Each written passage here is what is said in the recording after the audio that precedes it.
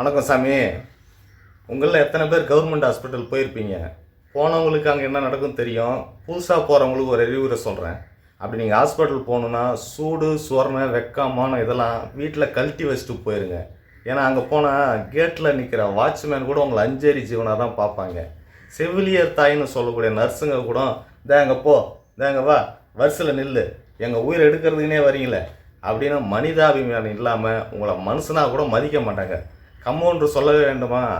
மரியாதை கால்கிலோ என்ன விலைன்னு கேட்பாவுல. அப்படி இருந்தும் கவர்மெண்ட் ஹாஸ்பிட்டலில் எது கூட்டம் போகுது? ஏன்னா அவங்கக்கிட்ட காசு இல்லை. ப்ரைவேட் ஹாஸ்பிட்டலுக்கு போகிற அளவுக்கு காசு கிடையாது. அவங்கக்கிட்ட காசு இருந்தால் அவங்களும் ப்ரைவேட் ஹாஸ்பிட்டலுக்கு போயிட்டு yes sir, what you want sir, may help you sir அப்படின்னு மரியாதையாக உட்காந்துருப்பாங்கள்ல. இல்லாதவங்க தானே கவர்மெண்ட் ஹாஸ்பிட்டலுக்கு போகிறாங்க. இல்லாதவங்க எத்தனை பேர் கவர்மெண்ட் ஹாஸ்பிட்டலுக்கு போகிறாங்க அப்படிங்கிற பர்சன்டேஜ் அங்கே போனவங்க எல்லாத்துக்குமே தெரியும்.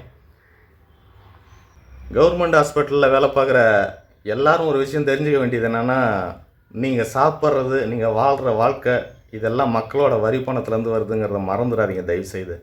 அப்புறம் இத்தனை பேர் மத்தியிலையும் சில நல்ல ஸ்டாஃப்ஸுகள், நர்ஸுகள், டாக்டர்கள் இவங்களாம் நல்லா வேலை பார்க்குறவங்களாம் இருக்காங்க. அவங்களுக்கெல்லாம் ஒரு பெரிய ராயல் சல்யூட்.